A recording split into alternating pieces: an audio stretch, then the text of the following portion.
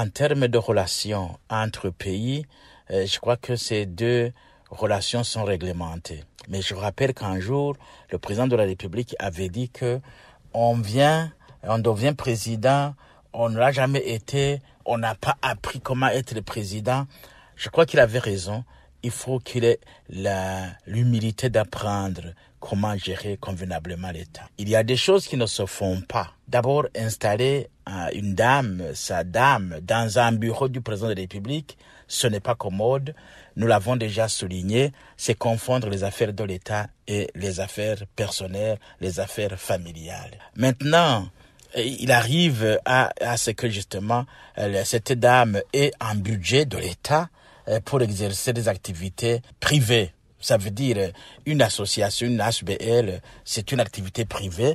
Ça ne peut pas avoir des rapports avec la gestion de l'argent de l'État. Troisième élément, lorsqu'il doit envoyer des messages, il ne peut pas envoyer, la dame du président de la République ne peut pas être un messager auprès d'un autre président.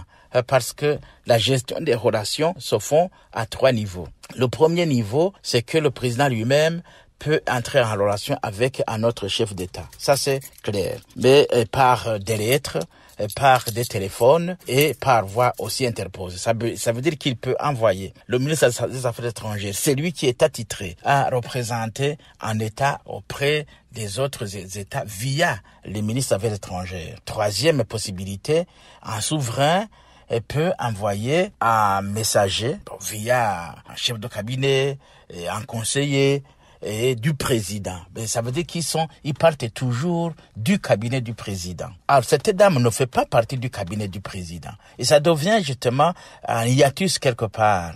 C'est un hiatus quelque part qu'il faut absolument corriger.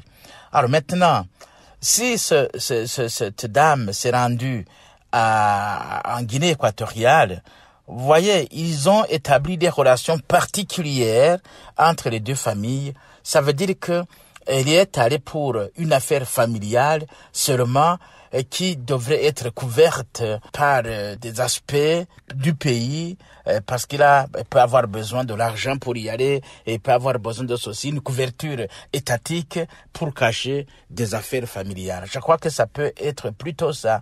Et dans ces conditions, c'est une faute lourde en termes de gestion de relations entre pays et pays. Donc, je crois que ce sont des choses qu'il faudrait bien analyser, puisque ça risque de causer du tort à la bonne gestion ou à la bonne marche des affaires de l'État.